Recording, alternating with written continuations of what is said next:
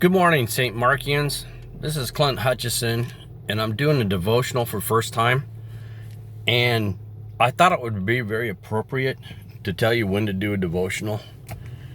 This is my birthday when I'm filming this, and that's the dorms where I'm dropping my daughter off, my youngest. Anyway, what I would study, or the devotional, the scriptures that would be for this day would be Hebrews 12:5, and it's about being admonished or rebuked by God, which is kind of a hard thing to take.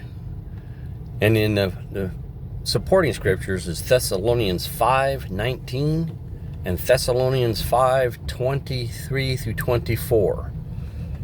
And yes, I'm driving, so that's taking devotion of my skills and God's gift of humanity of what I can multitask on. So my question is, on a very passionate day in my life, do I like being scolded by God? Have I been scolded by God? How have I taken it? Have I responded as a human?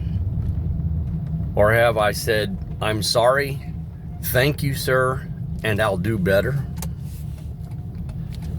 It's all of in the context that when we profess our faith, accept Christ as our Savior, through the mercy and grace of God the Father, do we actually let Him live in us, the Spirit indwell, and we become the face and the actions and the thoughts of God? That's a huge question for me, and in my devotion, this rings true. The Hebrews 12:5 is that if He tells me I'm doing wrong and shows me I'm doing wrong, do I realize that He actually loves me? And then as a father, as a parent, how often have I scolded or disciplined my children? And did I do it in a loving way?